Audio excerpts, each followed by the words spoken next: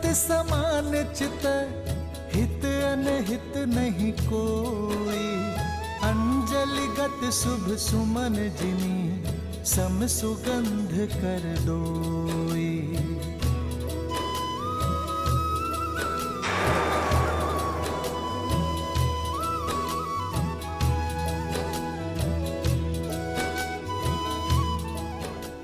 राम राम।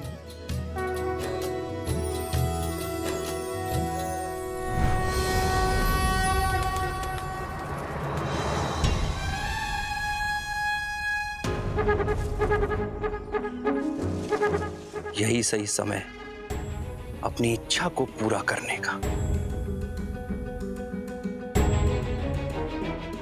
एक बार बस इस सुंदरी को स्पर्श कर लूं, फिर मेरी इच्छा भी पूरी हो जाएगी और किसी को ज्ञात भी नहीं होगा।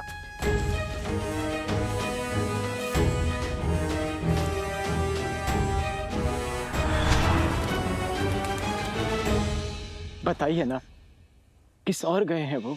मैं वहां की पावन धरती को नमन करना चाहता हूं, जहां मेरे श्री राम ने अपने चरण रखे। हम आपकी भावना का आदर करत हैं, पर हम श्री राम के दास हैं, उनकी आज्ञा ना ही टाल सकत। उनका स्पष्ट निर्देश है कि उनके पीछे किसी को ना आने दो। क्षमा क्षमा। श्री राम के साथ यहाँ रहने नहीं, अपितु उन्हें अपने साथ अयोध्या ले जाने आया हूं। और क्या इसमें भी उनकी आज्ञा का उल्लंघन होगा? पर क्या आप नहीं चाहते कि मेरे भैया राम अयोध्या के सिंहासन पर बैठे? ना ही मेरे मन में कोई खोट है और ना ही मेरे वहां जाने से उनकी आज्ञा भंग होगी। आगे का मार्ग बता दीजिए मुझे, अन्यथा मैं अपनी देह यहीं त्याग दूंगा।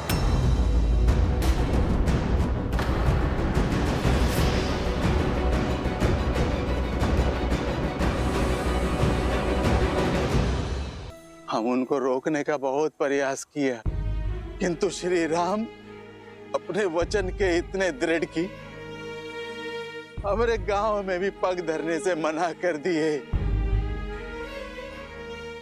यहाँ वृक्ष के नीचे विश्राम किए सीता मैया के संग, और वहां लक्ष्मण भैया बिना पल के जब कहे रात्रि भर पहरा देते रहे। अयोध्या के गौरव मेरे राम भैया, सीता भाभी मां को इतने कष्ट भोगने पड़े। बेकार है ऐसे दास पर।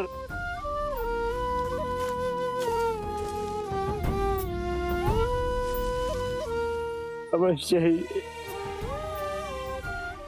ही मेरी राम भक्ति में कोई खोट रहा होगा, जो अपने भैया पर होते कष्ट को आभास न कर पाया।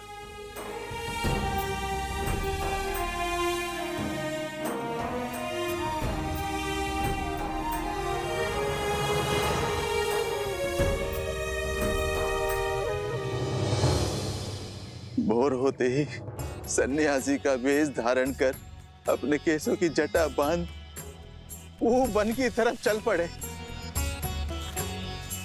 और अपनी पादुका भी छोड़ दी।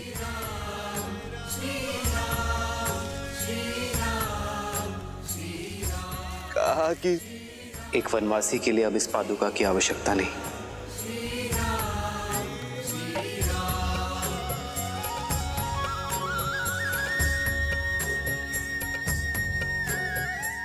जिस मार्ग पर मेरे राम भैया नंगे पांव चले हो, तो उनका ही दास वो भी पादुकाएं नहीं पहनेगा, वो भी नंगे पांव चलेगा। निषाद राज, मुझे शीघ्र अपने भैया के पास ले चलिए। आप सब बहुत दूर से आए हैं, बहुत थक गए हैं, तनिक विश्राम कर लीजिए। जब तक अपने राम भैया के चरणों में अपने किए हुए अपराध की क्षमा ना मांग लूं, राहत की सांस नहीं लूंगा मैं। बताइए ना, कहाँ गए वो? वन की ओर।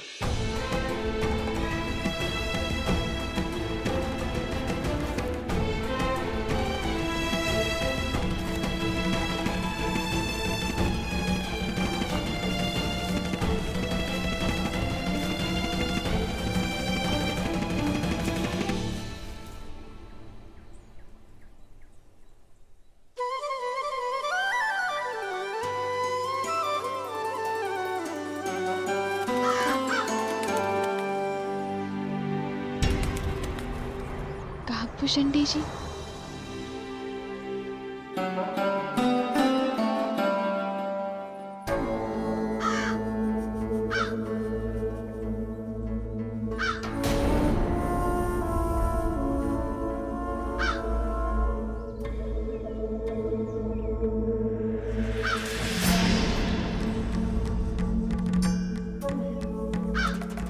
कौन हो तुम?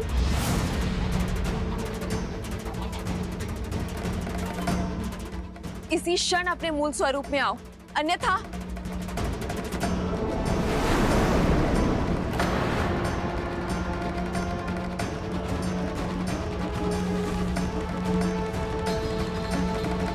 मैं इंद्रपुत्र जयंत हूँ, कृपया क्रोधित ना हो।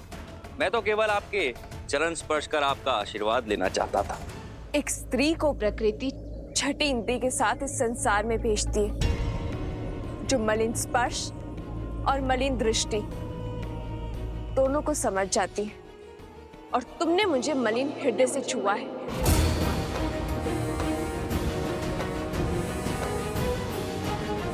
मेरी दृष्टि और भावनाओं पर प्रश्न उठाने का क्या अधिकार है आपको?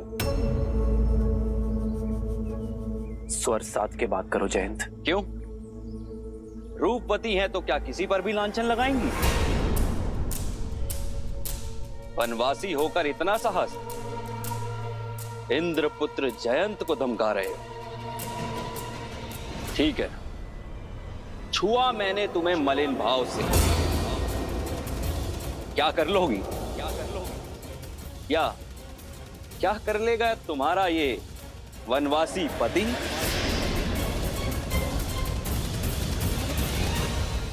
जितना बड़ा पद उतना ही बड़ा तट। पर मैं तुम्हें एक अवसर देता हूं जयंत, अभी इसी क्षण सीता से क्षमा मांगो। और जो ना मांगू तो? कौन है यहां पर जो मुझे दंडित करेगा? राजपाट छिन गया, वन वन यूं तपस्वियों की तरह भटक रहे हो, लेकिन अभिमान, अभिमान ज्यों का त्यों। देवराज इंद्र के पुत्र से उलझने की चेष्टा कर रहे हो।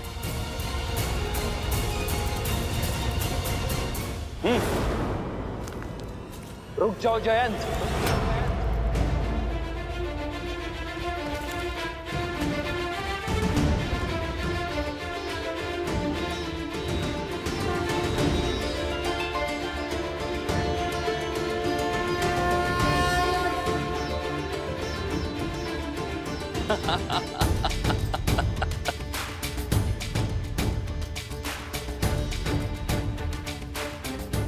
अब इस छोटे से तिनके से प्रहार करोगे मुझ पर?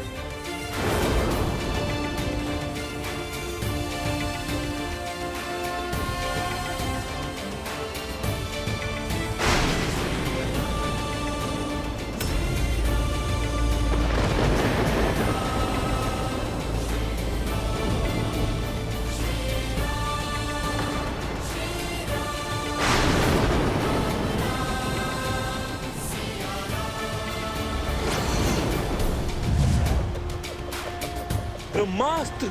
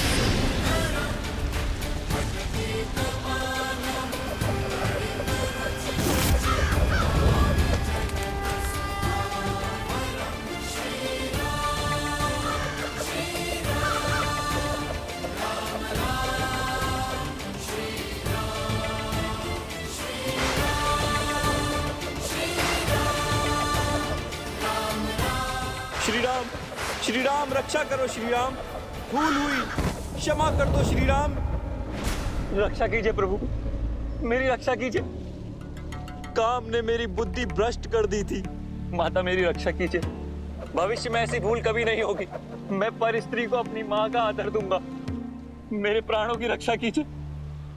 युग चाहे कोई भी हो, समय चाहे जैसा भी हो, एक स्त्री की गरिमा भंग करना सदा ही महापाप की श्रेणी में आता है जयंत। यदि एक निर्धन की लज्जा पर प्रहार करोगे, उसे सताओगे, तो एक तिनका भी ब्रह्मास्त्र बनकर लगेगा तुम्हें। कुछ अपराधों के लिए क्षमा नहीं, सीख देनी पड़ती है। एक स्त्री का शील भंग करने के दंड से तो स्वयं तुम्हारे पिताश्री भी ना बच सके और सहस्त्र घाव लेकर घूम रहे हैं, तो तुम कैसे बचोगे? तुमने मुझसे क्षमा मांगी, इसलिए मैं तुम्हारे प्राण नहीं हरूंगा। किंतु जिस वासना भरी दृष्टि से तुमने मेरी सीता को देखा है, जिस काम और आतुर विचारों से तुमने उसे छुआ है, उसका दंड तुम्हें अवश्य मिलेगा।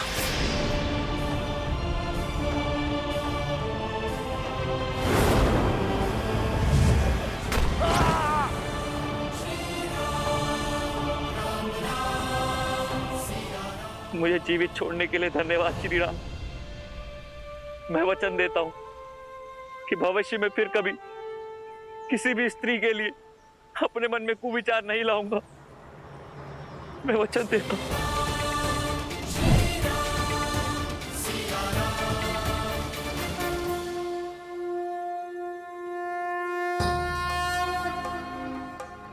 मार्ग दिखाइए ऋषिवर। भरत, तुम क्यों राम के कर्तव्य पथ का कांटा बनना चाहते हो? राम तो संसार के हैं, उन्हें क्यों अयोध्या तक सीमित करना चाहते हो? ये आप क्या कह रहे हैं ऋषिवर? भैया के लिए कांटा तो मैं बन गया उनके आनंदमय जीवन का। यदि मेरा प्रेम निश्चल है, यदि मेरे भीतर आप सत्य देख रहे हैं, तो मुझे मेरे राम भैया का पता बताइए। उन्हें उनके उचित स्थान अयोध्या में लौट आने का मार्ग बताइए। अन्यथा मेरे जीवन का कोई अर्थ नहीं है। मार्गदर्शन दीजिए। अद्भुत है तुम्हारा समर्पण, तुम्हारा प्रेम, जिसे संसार कालांतर तक स्मरण रखेगा। राम लौटेंगे या नहीं, ये वो निश्चित करेंगे, लेकिन उन तक पहुंचने का मार्ग मैं तुम्हें बता देता हूं।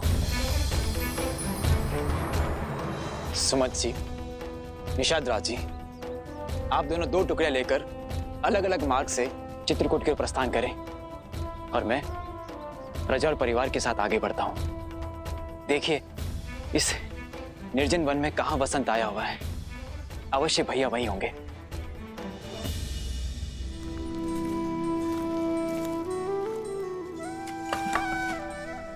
ईंधन के लिए लकड़ियां ले आया हूं माता। अब मेरा विचार है कि इन लकड़ियों को हम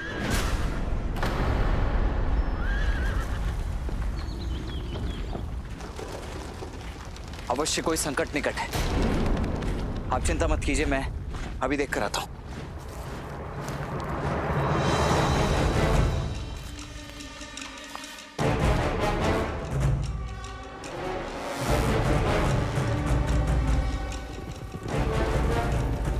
अयोध्या का सैन्य दल। भैया सावधान! शस्त्र उठाइए भैया, इस समय ध्यान करने का नहीं, बाण संधान करने का है। क्या हुआ लक्ष्मण, इतने विचलित क्यों हो तुम? क्योंकि दुस्वप्न सत्य होने जा रहा है भैया, परंतु मैं उसे इस बार सफल होने नहीं दूंगा। बस आपको मेरी सौगंध है, आप मध्य में मत आइएगा।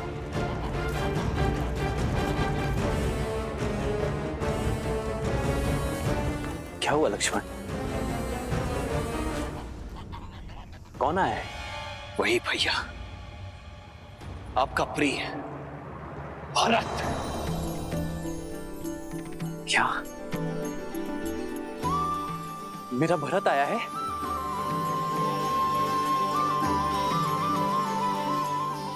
भरत, अवश्य गुहा का हृदय जीत लिया होगा मेरे भरत ने। अब तो बड़े हो जाओ लक्ष्मण। क्या बचपन की भांति अब भी मेरे प्रेम के लिए भरत से लड़ने को सज्ज हो तुम? आपका मन इतना पवित्र क्यों है भैया? देखिए भैया, देखिए, आपका प्रिय भरत अकेले नहीं आ रहा है, अपने साथ संपूर्ण सैन्य दल को लेकर आ रहा है।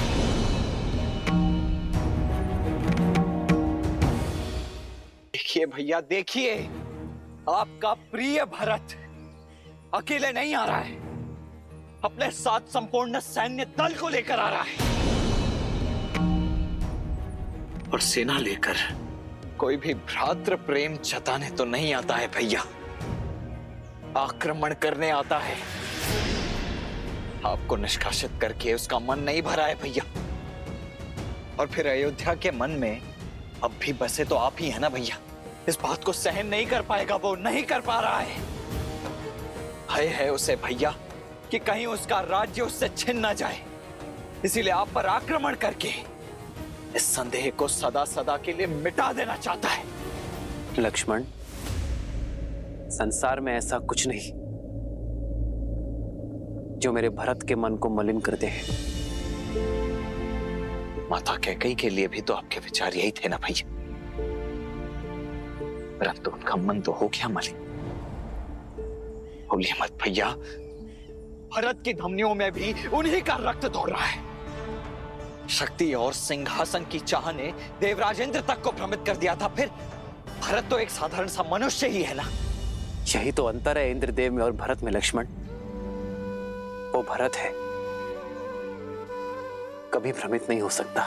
तो मैं भी आपका लक्ष्मण हूं भैया, जिसके जीवन का एकमात्र उद्देश्य आपकी रक्षा करना है और कुछ नहीं। और ये तो मैं करके रहूंगा। लक्ष्मण,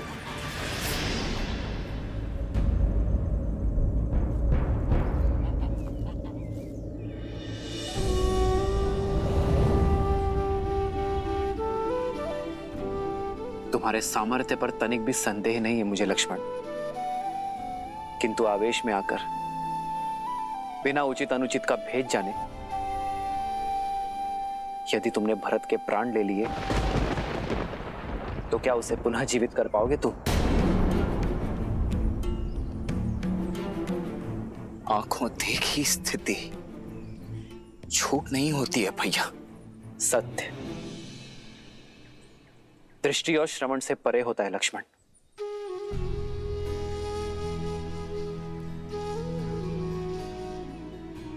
यदि भरत पर नहीं तो मुझ पर विश्वास कर लो। भरत के मन में केवल निश्चल प्रेम वास करता है लक्ष्मण, और कुछ नहीं।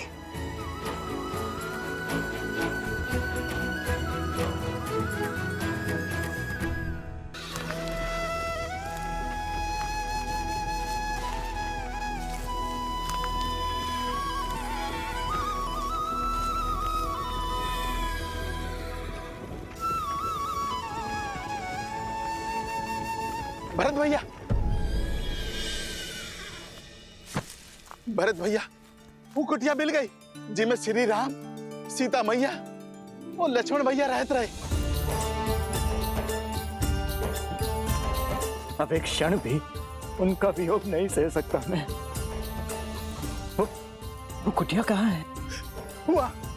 हुआ है भरत भैया। निषाद राज जी, आप शेष सभी को लेकर के आइए, अब और प्रतीक्षा नहीं कर सकता मैं। हुआ चलो चलो चलो, सब पीछे पीछे आओ, हमरे आओ, चलो।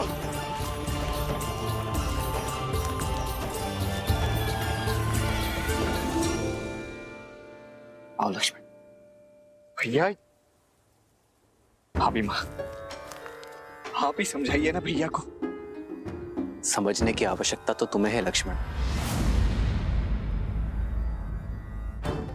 आवश्यक तो नहीं ना भैया कि स्नेह का जो बीज आपके मन में पनप रहा है